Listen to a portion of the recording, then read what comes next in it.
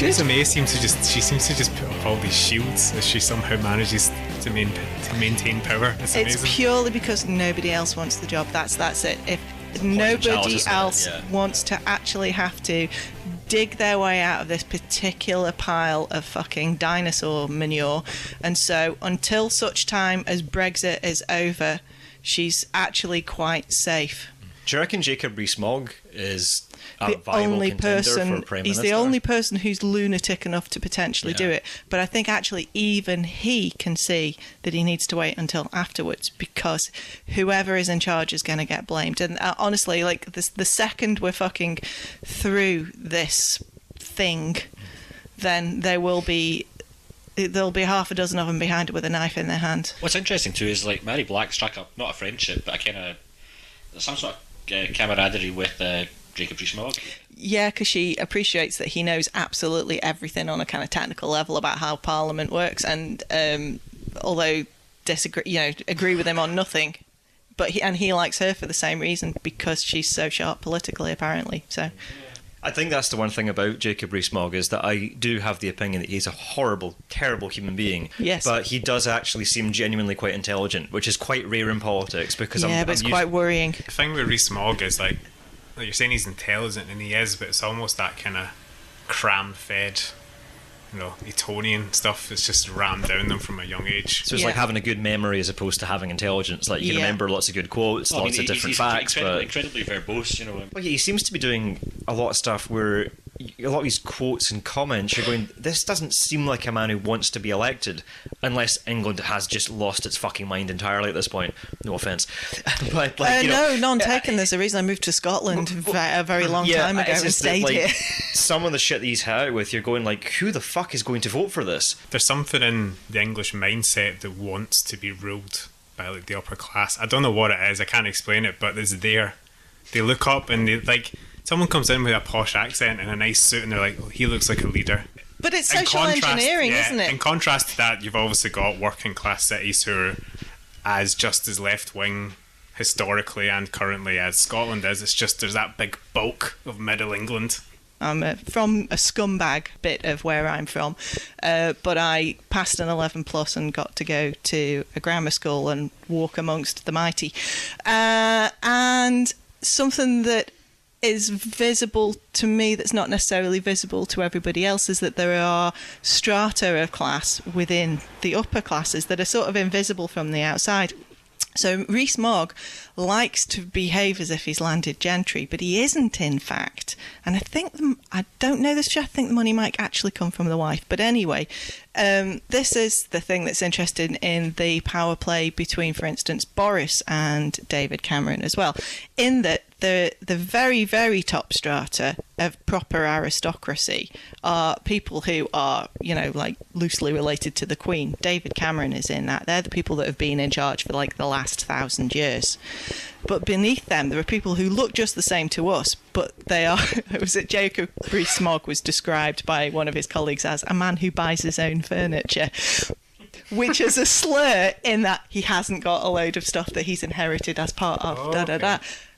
They are people who are trade, and you see this if you've ever read Jane Austen, that there's gentlemen and gentlewomen, and then there are people who are rich but they're trade, and that is a social strata that was very evident then, and it's still evident to those people now, but it's not evident to us. And I think that's worth bearing in mind. Jacob Rees-Mogg is trying to be something that his peers know he isn't. Which does make sense, because underneath it you can kind of see insecurity there. And it's overcompensating, which actually makes complete sense when you put that into context. Yeah. Because he does seem like he is desperately trying to look as upper class as he possibly can all the time. Yeah. Whereas I guess if you're David Cameron and you actually do come from that background, you can be a bit incredibly laissez-faire about the whole thing. Because you're like, well, I've got this. I'm born into it. I don't have to try. It's funny that Cameron was desperate to be like a kind of normal guy, so is the lesson to not trust a Tory who's trying to be down to earth, because they're the real upper class. They're the real upper class. So you should only trust the ones that were pretending to be upper class. I would actually say you can't trust any of them. Oh, that's true, yeah. So to bring it back to the English, why does it appeal? So like obviously this must work because the Tories get elected.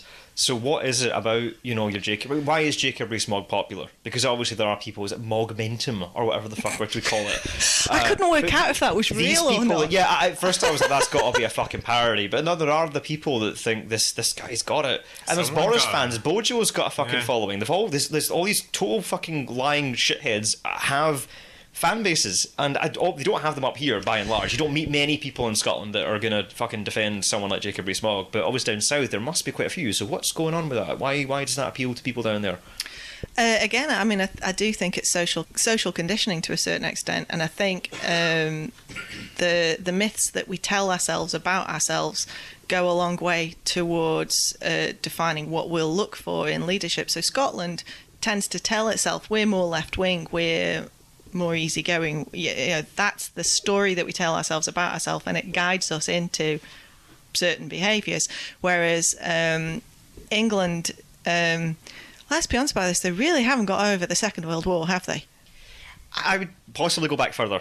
My theory on all this is that I think we have a culture like in Scotland, like I don't want to say we play the victim, but like our whole thing is just do what you want, just don't fuck with our shit, just leave us alone, more or less. Yeah. Whereas England's like, its historical identity is the opposite. Like it's absolutely about building the British Empire, invading other people, and it must be quite difficult where like all your history, like even arguably your national anthem, which isn't even really a national anthem because it's about the Queen, you don't really have a national dress. All the historical stuff that you associate with England is imperialist. And it must be very difficult to break away from that. Do you know what I mean? Like up here, whereas our history right back to the ancient times is not really based around that. Although we were, to be fair, complicit in the British Empire and all that type of shit. But I do think that we have this other side to us where the Saltire isn't really associated with that type of thing. Whereas all the iconography, whatever you fucking want to say, in England in terms of its history is very fascisty, and therefore it's kind of tricky now to move into a progressive world because you're having to let go of your own identity to a large extent. I think, and as well, that stuff got adopted kind of probably in the 70s onwards by really, really unpleasant forces in politics, and so I mean I grew up in England. I moved to Scotland when I was 22, and I can remember you never saw an English flag in England. You just didn't see it anywhere. People didn't fly it. The only time you saw it was basically when somebody was about to probably inflict violence on a Pakistani. That was the only time you saw it, right? Growing up for me, and so it's associated for me in my memory, or a sporting event. Right, but those two, there was a Venn diagram where those two would probably cross over, and so I associate it negatively. Whereas the Saltire just seems to be our flag, and that's fine, because racists didn't pick it up. Racists picked up the flag in England and ran with it. And that didn't happen with the flag in Scotland, and so it means something different. And I don't know what they do about it. I don't know what they do about it. I don't know how they reclaim. I'm saying they. I mean, because I don't feel that it's. I don't identify with it at all. But I don't know how they get a good, comfortable civic nationalism back for England. I don't know, because it's quite unpleasant and toxic. There are people that they'll defend the British Empire, and I think objectively, like, you can maybe find redeeming qualities in it somewhere, but by and large you're going, no, this is a pretty indefensible thing. And I think as the human race continues to evolve, that is not going to be a period we're going to look back on with any level of pride. No. But nonetheless, there are people that long for the good old days where that was a thing. And is that sort of wired into all that, where, like, again, your national identity, your sense of self-identity is connected to something that is quite abhorrent?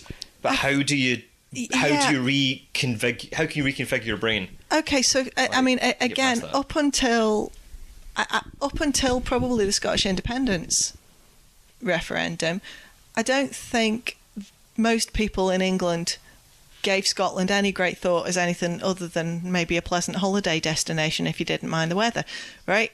It's just something that's up at the top there that they don't pay any attention to. They didn't think of Scotland as different from England. They don't think of England as different from Britain.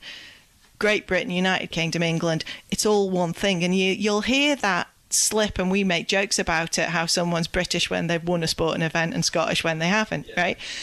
You get that all the time, that slip. And it is because up until quite recently, Scotland was just the top of England. Yeah, they just see Britain as England and England as Britain. Yeah. Even like people on the left, it's not even a kind of political thing, that's just what they are.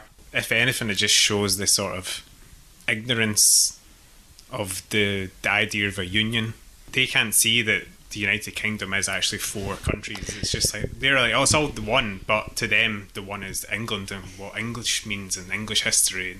Yeah. So is it salvageable? I think that's what we're asking, is like, because the way I'm seeing it is like, it's like there seems to be the media are going like, we want to go backwards, we do not want to let go of what we identify as being, so British Empire is good, all this type of stuff.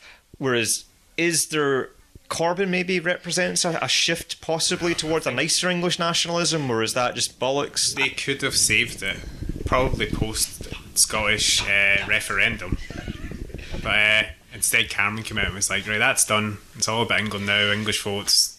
One English good quality charismatic political leader will swing things, because that carries people much more than anything else. So I mean, I've got great hopes actually for David Lammy, who I like a great deal, and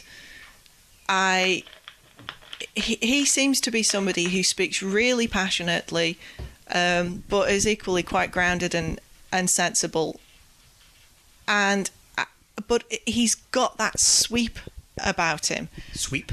You know, the charisma. He's got that thing going. I've not heard the term sweep before. I quite like that. Well, when he walks, do you know what I mean? He's just got something. Sweeps people up. Is that what you're saying?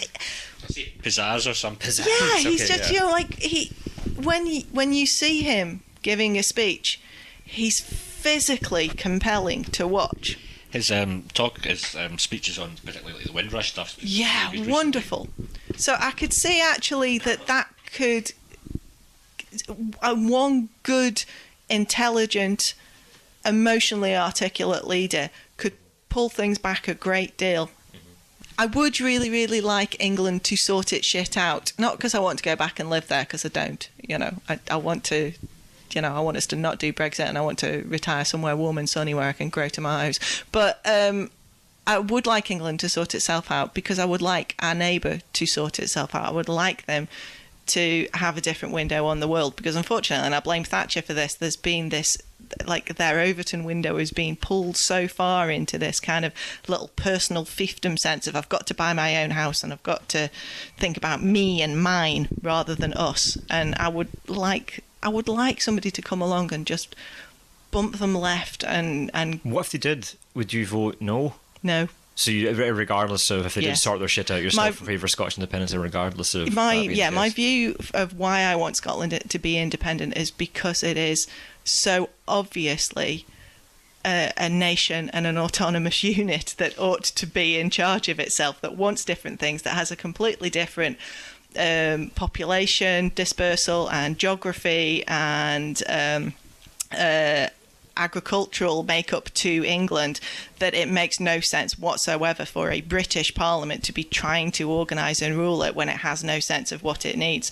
And that view will not change unless the geography and population of Scotland changes dramatically during my lifetime, which seems deeply unlikely. Yeah, no, I feel sorry for English people, especially on the left. They're like really stuck with it. Yeah, they're really stuck. And like, you talk to someone from like Newcastle or Liverpool, there is much similar culturally here than they are to all the posh boys, you know. So. I feel very strongly that if Scotland did go independent, that within about 10 years Newcastle would be having a referendum to join us.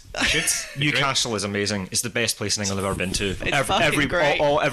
Every Geordie you meet is amazing, and they're great people. It's a great city. So yeah, they can move in. They're allowed. They can join us.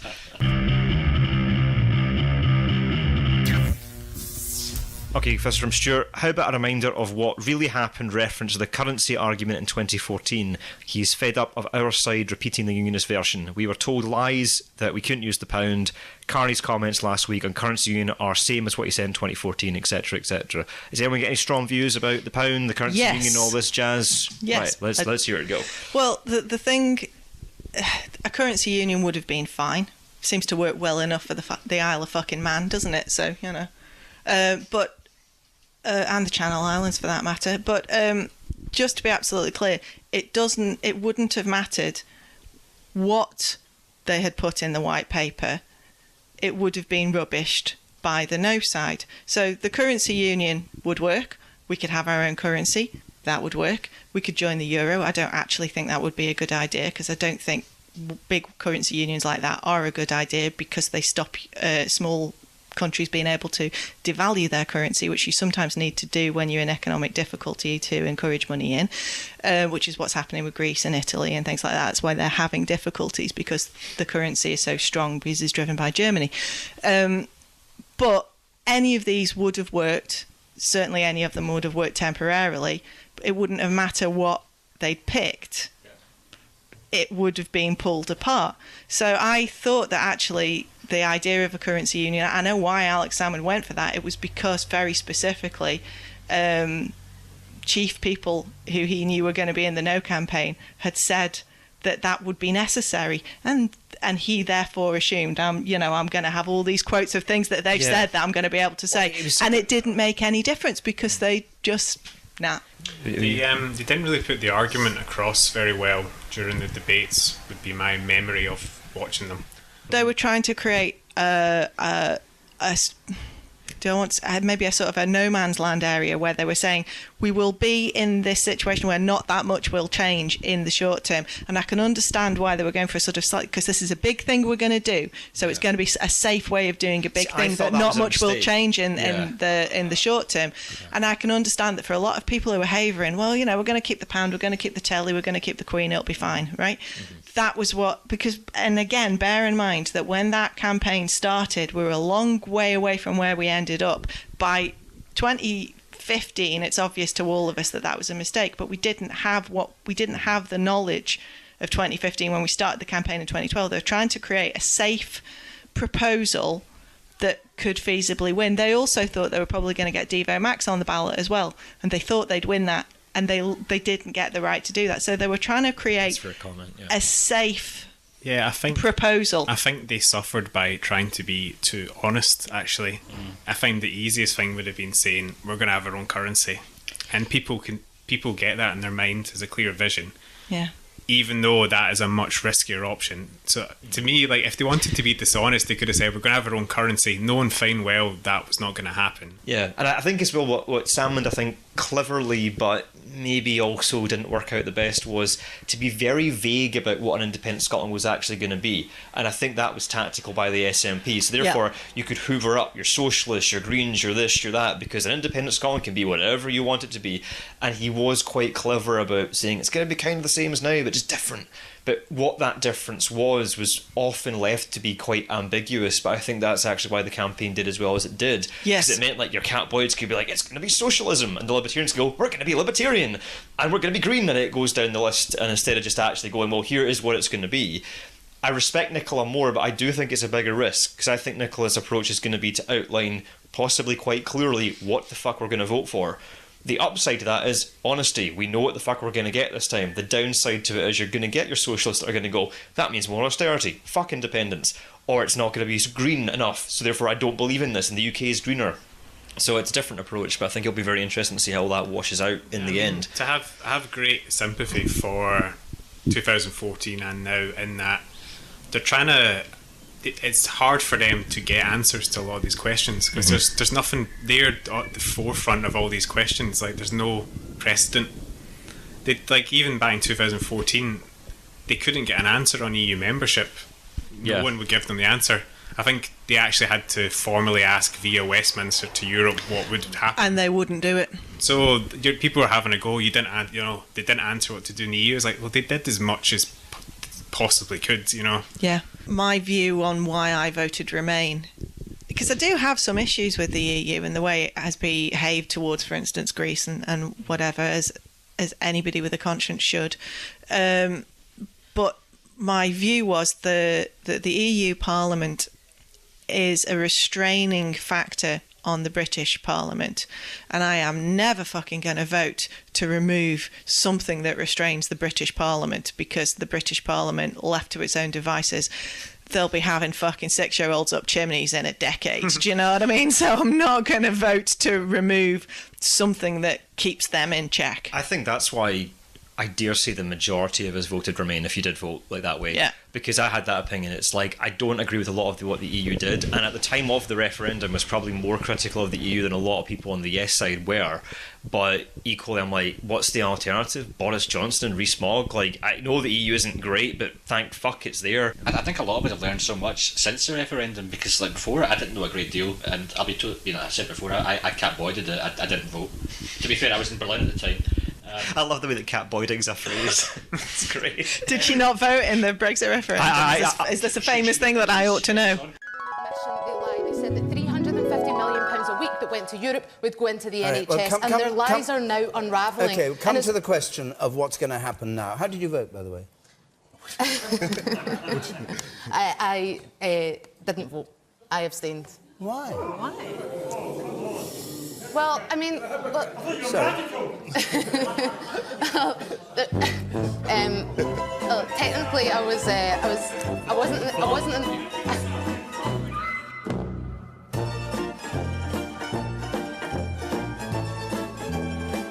Why didn't she vote? I think the way to look at the EU referendum, you could have seen it as, if you vote Remain, you're approving of the EU. Do you know what I mean? So like, I felt very awkward about that, because I didn't necessarily approve of the EU. I was voting against the Boris Johnsons and Nigel Farages of the world. So I think where she was coming from was, both of these options are shit, therefore I'm not going to vote. The problem with politics is that all the options are shit, and you have to fucking vote anyway, because that's the way you can kind of there's nothing really wrong with her position, and it's a lot on so. The left held that like the EU is just another big neoliberal juggernaut, but she set herself up for failure on the TV, which is the problem. She comes across as a Remainer, but didn't actually vote. But I think on that, I think a lot of folk have learned stuff now that in hindsight they might have changed their vote. A lot of folk were working on really limited information and like the kind of populist fear-mongering crap. I think that's because you were talking before when we did the first thing we did on the Scottish Independence podcast. You talked about going like, the rest of Europe talks about what the EU does. I remember you discussing that, whereas in this country we just don't. In Scotland we're better, but in England no one knew what the fuck this thing even did, how it worked. Well, that was the thing, wasn't it? The most searched term on Google the next day was like, "What is the EU?" or something like that. The day after everybody voted for it. And there was endless YouTube clips of people being interviewed going, "Yeah, I voted Leave. I kind of regret it now, because like I didn't actually think we would, but yeah, like." Like, especially in the kind of more Western Europe, like the original members, it's all in their school curriculum, like it's part of it. Civics. How it links into the history as well. Yeah. Whereas we're just, especially, I don't want to go into too much, especially in Britain when I was growing up, the history curriculum is absolutely appalling. Yeah. I agree with that. Just Kings and queens and crop rotation. It's also inaccurate. I don't want to go into this too much either. You got it. But yeah, I had it once. I wrote like my history dissertation for hire was on like the rise of Adolf Hitler, and I was told to. There was a line I wrote saying that Hitler capitalized on hatred of the Jews, and I was told to change that to he created hatred of the Jews, and I'm going like, pretty sure they've not been a terribly popular bunch for quite a fucking while. And the entire Jewish conspiracy thing is so vile, and is entirely a product of Christian kind of puritanicalism in terms of Jews were fine about lending money. It wasn't prohibited, but it was prohibited for Christians. We seem to have fucking forgotten about that now, don't we?